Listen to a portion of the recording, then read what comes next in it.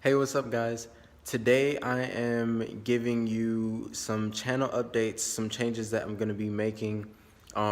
Even though I just started, but I just want to let you know about some changes that I'll be making and a 2-month update on my social media marketing agency. So let's start with the easiest part, which is the channel update. So I recently became a fan of Gary Vee, and I say recently because I knew about him for some years now, but his content was just never like, it didn't capture me. I've never felt like it applied to me because I didn't understand what he was talking about. And also, I didn't take the time out to really watch through some of his content. So I maybe saw snippets of videos here and there. And I honestly thought he was a motivational speaker for a long time before understanding what he really was, which is a business owner and a marketer. So, but yeah, I recently became a fan of him. And he said something in one of his posts in the last week or two where he was saying, I'll link the video below so you can watch it because it's great content. But he was saying, if you're trying to create content, right?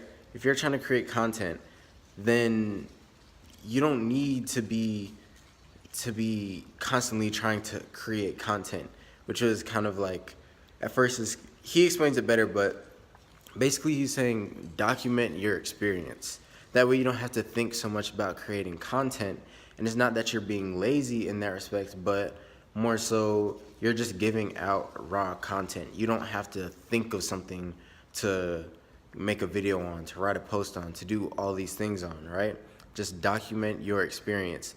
And I thought that was pretty powerful because I didn't think about it like that before. So to be honest, like with this channel, I'd always be in my shower constantly thinking of what can I talk about? What can I talk about for these videos? And I have like a whole list of topics, but I'm like, dang, like one day I might run out of the list might end, and then that kind of defeats the purpose of constantly having content on my YouTube channel. So, I'm going to be doing more of that. I'm going to be documenting more. I'm not just going to show you just marketing stuff and my journey with marketing. I'm also going to show you, the things that I like. And if you don't like that, that's fine. If you're here for those things and you don't like marketing, that's fine too. I think I'm gonna just stop trying to just cater to people and just create my content and let you guys enjoy what you enjoy. So yeah, um, I'll be talking about marketing still a lot because I love that. And I will also be talking about knives too because I love knives. I've always loved knives. Like, I don't know, I was that kid that had weird collections. Like, I had a rock collection, and then I started building my knife collection, um, I think in ninth grade, with like kitchen knives that I thought were really cool. So, because my mom wouldn't let me buy any of the pocket knives at the gun shows or anything. So yeah, so also travel and just you might get some vlogs. I don't know, but just you're just gonna be with me, and that's what it's gonna be. So let's get into my 2-month review of running my social media marketing agency. So, um, I think I uploaded a video 3 weeks ago telling you that I started my social media marketing agency, and I've only been operating for 1 month, but I say 2 months because I could have been operating for 1 month before, but I was doing I was being a pussy. I was being scared and I wasn't, really going out there, but I had everything I needed to get started. So I'm including that time. So, yeah. So in the past 2 months, what has happened? Okay. So the first month, like I said, I was being scared. I was being too nervous to really, um, which, don't do that. Like, it's natural for you to do it, but I'm telling you from someone who's just there recently, just don't do it because you're just wasting your time. You're wasting your money. Like, you're wasting your time. That's the biggest thing. Like, you're wasting energy. Just if you okay. So here's what I was doing, right? I took Dan Henry's 30-day agency course. I watched 1,000,001 YouTube videos on marketing. I was doing all these things. I was talking to other marketing experts. I was just getting as much information from everyone. And I started to feel myself get into that analysis paralysis that everybody talks about. But the thing is, I had everything I needed to start. I knew what software I needed. I knew, for the most part, how to do targeting, like the basics and everything. So I was pretty ready to start. Hold on. But I spent that month working hard, but not working smart. I finished the course, and I implemented a 30-day plan to get everything. I was doing a whole bunch of prospecting, right? I was doing more prospecting than I was doing contacting. And I don't know if that's a good or a bad thing, but either way, it was definitely out of proportion because I was barely contacting anybody. So it benefits me now because I have like a list of 300 people to call and I don't have to continue prospecting right now. But still, I was prospecting not so much for the sake of prospecting, but because I was scared to contact. So then I just put all my efforts into prospecting. So I pretty much did that for 30 days. And in that 30 days, the only way I contacted people was through email because I was too scared to walk through the door or go and call them. So I just stuck to emailing because it felt like the path of least resistance. It felt like, felt like asking a girl out over text. So if she rejects you, then, at least you don't have to face it, which is not a good way to go about running your business. You're going to be marketing for someone else's business and you're not afraid to do that. So why are you afraid to market yourself? Just don't do it. But yeah, so instead of walking in, I just emailed like 30 businesses. I came up with and emailing is not bad, don't get me wrong, but just like, if you want to go out there and get it, like, email is the slow way. Email is definitely the slow way. Like, you need to go and talk to them. So, yeah. So, I emailed like 30 businesses, and none of them were getting back to me. One got back to me, some pool company, and I sent over a proposal, right? I'm learning that's mistake number one, right? I sent over a proposal, and never contacted me again. I think one other one got back to me, a CrossFit place, and I sent over a proposal for that one too. I was making a lot of the same mistakes just because I was doing everything at once. It was all in like a 2-day span, and the only changes I was making was when I was emailing everybody was, how I worded it, and of course their name, because I'm emailing them. So I typed out each email individually, actually. So that's working really hard, not necessarily so smart, but at the same time, the advantage of that is that when you're typing it, like, for individual businesses and business owners, you eliminate that kind of, people hate to be talked to, like, people like to feel special. So if you individualize them and you're not just like, it's not obviously a mass email, they feel better about it. So, I didn't send out a mass email. The general context was the same, but like, it was different for every business owner. And Yeah, I think out of the 30 plus emails I sent, uh, four businesses got back to me. Four. And not immediately, like over time. And I actually, that was 30 in one day. So I actually emailed probably around 50 because, yeah, so about 4 out of 50 got back to me, which those numbers aren't bad, I would say. That's a little under 10%. Um, but it's definitely the slow way to go about things. And yeah, so I kind of realized that after a couple weeks. I was like, okay, nobody's getting back to me, so had to grow some balls, and I just picked up the phone. Luckily, my friend, one of my best friends actually, is doing the same type of thing. He started his social media marketing agency around the same time I did. Um, and we just sat down together in the lobby of our apartment building and just cold called like crazy. We just cold called everybody. We cold called. We started off because we were still kind of like nervous, and this was his recommendation, which actually helped really break the ice. But um, we called businesses that were not located in Miami.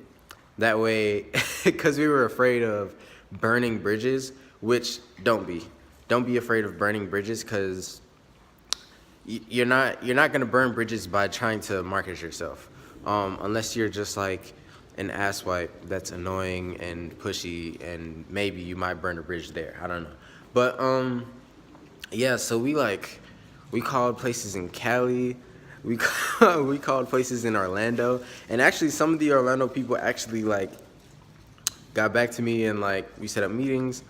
Um, Called places in Atlanta. To me, Atlanta, I saved that for the last of the outside places because these are people that I still want to work with, because I go between Miami and Atlanta, so I could still, I could still work with them and consider them to be local to me, because my house is here, but I'm going to school in Miami, and yeah, so I figured, yeah. So yeah, after about 10, 10 conversations, not even 10 calls, because not all of them pick up. After about 10 conversations, that's when I stopped feeling nervous. The whole time, my heart was beating. So it took 20 calls to have 10 conversations, by the way. So that whole 20 call process, my heart was just beating on my chest. My friend had calmed down after like 2 calls. I was still like, bruh, this is crazy. Cause I'm typically a shy person. So cold calling, even things like this YouTube channel is very like out of my shell. Um, so yeah, becoming the person that I want to become, the process of it is forcing me to come out of my shell. So it took me a while to calm down, but after that, it was just like I'm just talking to people, and that's all it is they have a business, you have a business, and you see an opportunity to work together that can benefit the both of you. So you're just presenting that to them. But at first, I kept feeling like I'm an annoying telemarketer, right?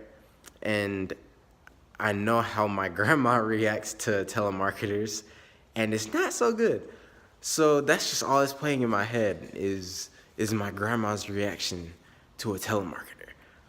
But after about 20 calls, which really isn't a lot, I got used to it. I got used to the feeling of calling random people and presenting myself. Um, so yeah, and I set up some meetings.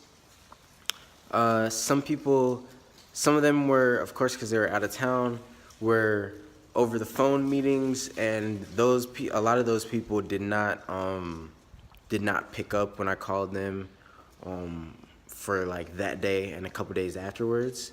But I will say I can work on following up more, because I don't think I should give up after 2 or 3 phone calls. I think I need to call more, maybe 5, 6 times, maybe more, depending on how bad I want the business. Yeah, I definitely need to work on following up. Uh, um, hmm. So, oh yeah, those two meetings. I got two meetings, in-person meetings, local to Miami. Um, they both were going through very smoothly. Got a kickoff meeting to, start the process of everything. And I offer a free trial always, um, just because I feel like it's fair. Like, Netflix gives me a free trial, Hulu gives me a free trial, and they're like $10 a month or less. And I'm about to ask these people to pay me um, thousands of dollars, like $1,000 a month, and or even $500 a month, because I'm actually starting off low, just because um, I just don't feel I have the experience to be worth $1,000 a month just yet. I feel like I need at least two clients under my belt before I can start charging that much. And I say two because you can learn a lot from one client, which I realized. But yeah.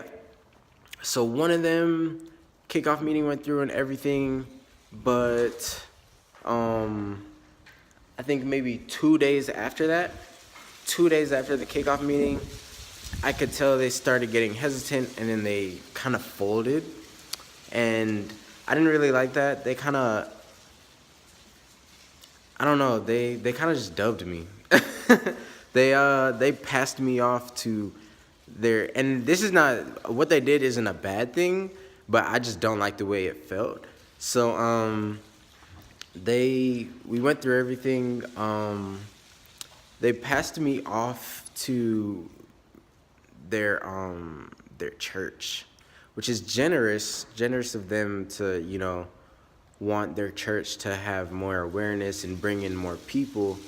I think things like that are actually better than, sometimes are better than just giving what's it called, a donation to your church that they ask for. Like, sometimes if you like truly help them, that's way better. But for me, I'm like thinking in my head, my services aren't meant for like, I don't know, I'm just thinking like, I don't know how I would market a church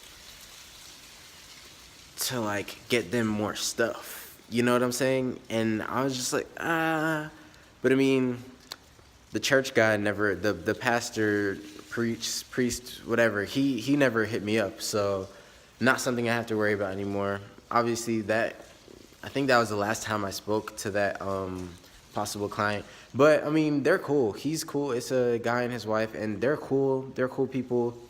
I don't hold anything against them. It just didn't feel good. I was just like, dang, we went through all this, and now you're handing me off to somebody else. Like, I'm giving you a free try. It didn't feel good. Now the second person, I'm actually getting on a call with her today. We ran through her free trial and everything. She's already familiar with advertising on the internet and everything, but she just hasn't stepped into Facebook advertising yet, which is what I do. And I learned a lot from that one client. I learned a lot that like, courses can prepare you for certain things. Like, courses can prepare you for certain things, don't get me wrong, but they just can't teach you some things. Like, some things you just have to learn through raw experience. Like, you have to go through it to learn it, right? Like, there are some things, and because I applied everything I knew from the courses and everything I took, and it didn't go bad, right? Which is I feel like I was setting you up to say that it went bad. It did not go bad. However, it didn't go the way I expected it to go. So I actually got a decent amount of leads for her for a cheap cost. So I think I got around I think 27 leads at averaging like $3 to $4 per lead. And she's like in the gym niche of things. So 27 leads, free class. And what went wrong though was the follow-up, and I don't know if this is on my part or on her part, but I got her all those leads and nobody signed up for the free class, which was odd to me. And some people, she said, were saying that it was too far, which is weird because I chose Miami and picked current people in this place and only people who live here only, and didn't do the 5 mile, 10 mile radius. I did only in this, and some of them were still outside of that range. So I had to edit that, drop the pin on her business, which I didn't know. That wasn't in the course. So I dropped the location on her exact address and changed the radius. And then we squeezed another lead out of that, which actually booked, which I'm like, wow. So some said it was too far. Some of them, she's a business owner. She has to do things. Some of them she just wasn't able to contact in that 15-minute window after they fill out the lead. That's something you gotta learn from experience. She still seems happy when she speaks to me. I think we've built a good relationship. So today I'm gonna talk to her and see if she wants to move forward with my services. If not, at least I'll have gained a new good professional relationship, and I'll get a testimonial out of it, which will help land future clients. And but if so, then hey, I just got my first official client, which is gonna be awesome. So I'll update you guys on that when it happens.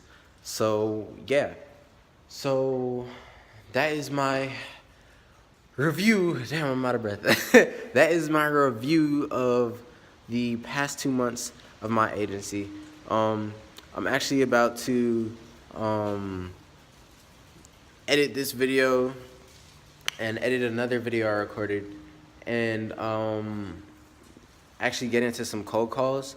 I want to record it, but I can't because I'm using my mom's laptop and she doesn't have a webcam, and I can't record myself talking on my phone with my phone. So when I am able to, I'd love to do like a live code calling video, because I think those videos are great. They definitely helped me with my cold calling process, because yeah, they definitely helped me a lot. So yeah, so that's it. I'll see y'all when I'll see y'all next time.